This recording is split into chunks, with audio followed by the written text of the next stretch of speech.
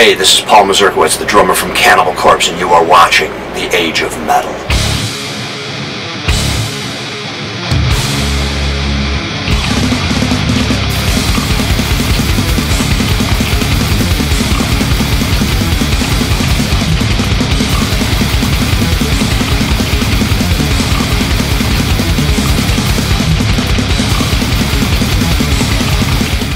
Good so far. Only the fourth show in, but so far so good. We started in LA on Friday and played San Diego and played in Las Vegas, and here we are in Phoenix, and yeah, so far so good. You know, we got still a bunch more to go, of course, but I think it's off to a great start. You know, everybody's, you know, getting into a rhythm, great bands, everyone's getting along, shows have been going well, so can't complain. Are you fans of any bands on the lineup in particular, or do you have an opinion on the lineup? You know, it's a very diverse lineup, of course. You know, myself personally would be more into bands like Goat Whore on this tour, or Job for a Cowboy, or Exhumed. I mean, those are, you know, my you know, bands. I'm more into the death metal side, I guess, you know. But you know, really didn't know too much about the other bands like Between the Buried and Me, and we've toured with the Faceless before. Great band, great guys. But I've never heard Periphery, never seen Veil of Maya, and you know, just great musicianship, you know, going on with those bands. I mean, it's just they take it to another level. But for me personally, like I said, I'm more of a death metal guy, more of a, you know, like I said, Goat Whore, more of a, yeah, it's more my speed, I guess. So. Torture sold 9,600 copies in the US in the first week alone, and debuted higher on the Billboard Top 200 than any of your other albums. Yeah. Do you know beforehand how an album's going to do, or does it just kind of hit you? Yeah, we don't know really, actually. I mean, we obviously, all we can go by with Torture was what Evisceration Plague did, you know. And since it did so well and sold about the same amount, we were going, okay, well, you know, we're hoping that, of course, we can achieve those numbers again, you know. And we're glad that it at least stayed the same and it didn't go down, I guess, you know. So yeah, we don't really know, actually. You know, I mean, I don't know if any of the record label people know or anything, or management, but we didn't really get wind of it until like anybody, you know, everybody else learns about it, you know, like the week after the album comes out, the numbers are in and all that. So yeah, so we didn't know. So we were you know, surprised as well, like everybody else when we found out how much we sold. So it was a great thing. You know, we were very proud of the fact that it did so well.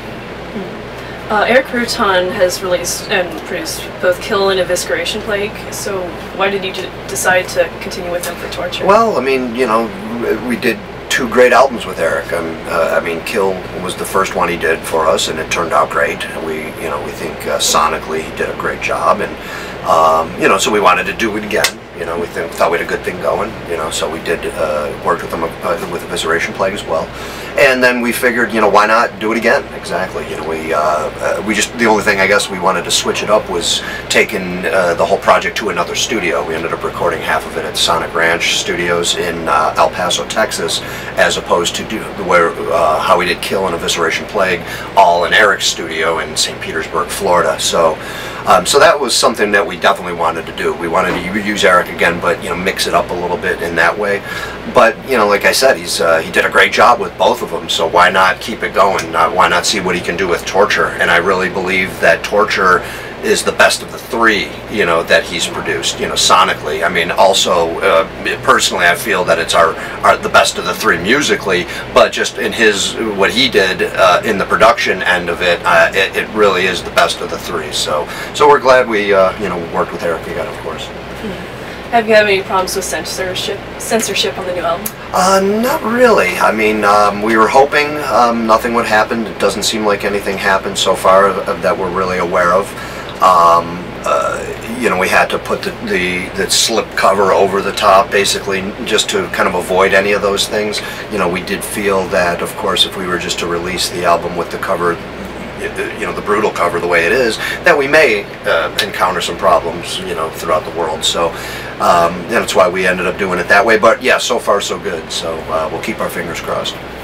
How do you feel about playing at Slipknot's Knotfest this year? Yeah, that'll be interesting. It was very strange. You know, we knew this tour was happening, of course, and then in the middle of, I don't know, a couple months ago, our management said, hey, we're not doing the Minneapolis show in, you know, for the Summer Slaughter, we're playing Knotfest.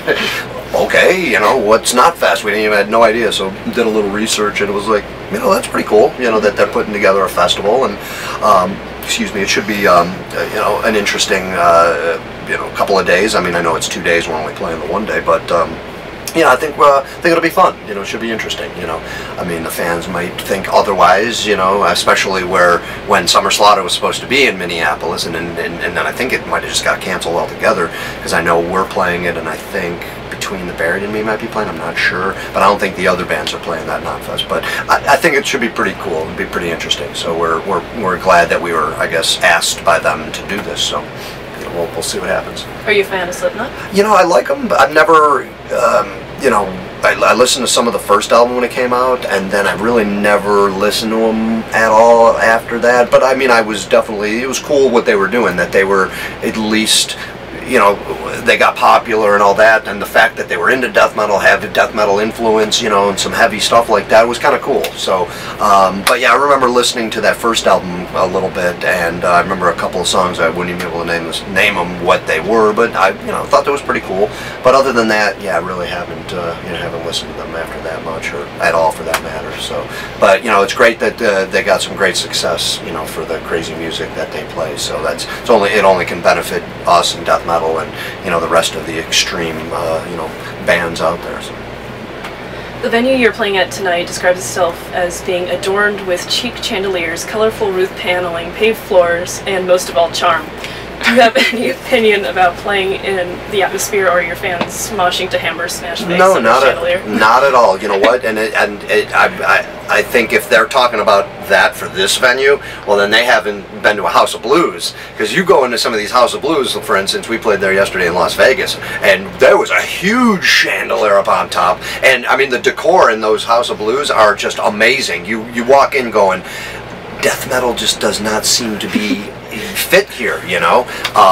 But you know, we've been doing shows like that for years, and all the, you know, you don't even think about it, you know. You just look at it as like, wow, this is actually too nice for us to be here, and that's basically it, you know. But I mean, it's just all about having somewhere to play, and as long as none of the fans or any bands do something stupid to ruin, you know, the whole, you know, not being able to come back and play a place like this, you know, that's not cool. But yeah, we don't mind, you know. It just I guess it just adds to, you know, to the, you know, the mystique, you know, or just to the, I don't know, you know, just very, very surreal, such a contrast, you know, because you wouldn't expect, yes, to have like a show like this in a place like, you know, like that you just described. So, but it's all cool, you know, doesn't bother us.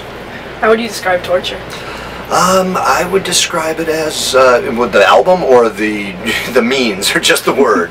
Whatever.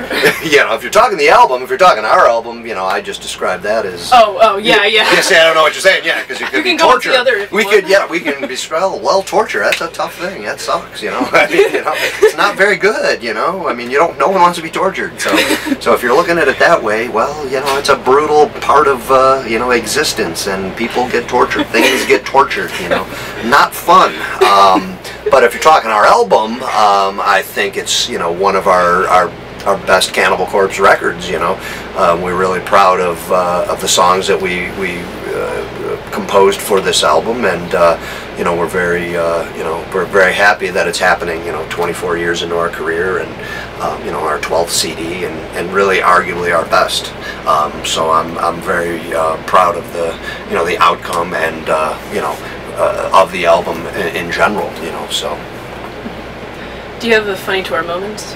Not too much. I mean, you know, there's a lot of these things these days. It's very, very boring. Very, you know, just kind of, you know, we're here to do our job. You know, I mean, we still, you know, you got to have fun. You got to, you know, get by every day, kind of a thing. But you know, we're not 20 years old anymore. Of course, you know, we're a little older now. You know. It's the way it goes, but couple years. Yeah, a few. But you know, we never really had too much in the way of you know, tour antics or anything like that, I guess. I mean, I'm sure there's some, you know. I mean, the big one for me was, you know, and it's more of a horror story, coming back to torture, I guess. I remember, and I bring this one up a lot because it's a thing that I can never forget on tour, because it happened to me, of course. To make a long story short, it was probably '94, I think Chris Barnes was still in the band, actually, and we were touring in Europe.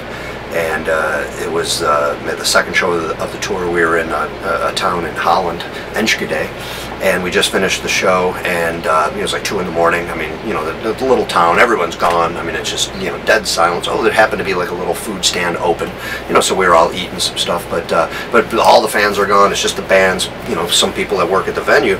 So all of a sudden there's this big fight outside. You know, me and Barnes were in the bus, and we're like, he goes, hey, there's a fight going on. We're, what? You know, we run outside, there's a couple guys, I think Alex, our sound man, we're rolling, fighting these kids, you know, like what's going on here out of nowhere. So before we knew it, there was 3 bands on our bus, or on that tour, all in the bus. There was like 20 of us, so everybody kind of comes together like, well, what's going on here? There happened to be like, I don't know, maybe 5 or 6 of these, you know, call them hoodlums or whatever, that were happened to be walking through, I guess just looking for trouble. But to make a longer, trying to make a story short, you know, a long story shorter, which I'm trying to do. Basically, I'm not a fighter, and I wasn't involved in this fight, though I'm sitting here kind of like watching what's going on, you know. So before you know it, the fight kind of breaks for a second. Everyone's yelling at each other. We're yelling. We got like a couple guys from, you know, Germans and other, you know, so there's different languages going. They're yelling at us, I guess, in Dutch.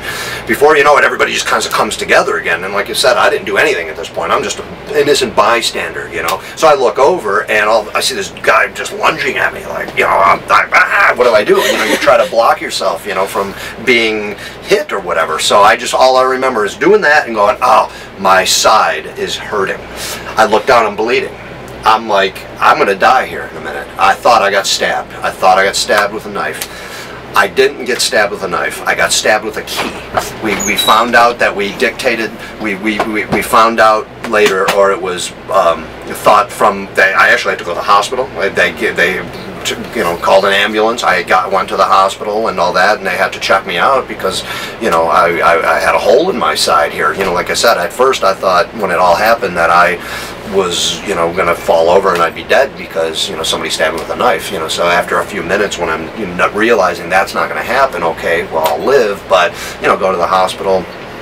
They said they deemed it that the guy probably had a key like between his knuckle, you know, and just like punched me right in the gut here, you know. And luckily it was a key, because it's a blunt, you know. So how far is a key going to get in you? It was a superficial wound that I ended up having here on my side, and it was a scary moment. I mean, it was, you know, not a fun tour story, I guess. You know, it's one of these, you know, horror stories from the road, but it's, like I said, it's one of these stories I'll never forget, because, you know, I could have easily got hurt very seriously, you know. And like I said, this was the second show of the tour, so I had to, you know, now I had to go into my bunk and play. I mean, I'm in pain, you know. Luckily I didn't even need stitches or anything, but, you know, I got a little hole in the side of my abdomen here, and you know, thinking, how are we going to go on the rest of the tour? Am I going to be able to play and all that? Luckily it all worked out and I was able to play, but I'll never forget that, because, you know, like I said, I don't get into fights, I don't get into altercations like that, and for that to happen was, you know, was very, very crazy.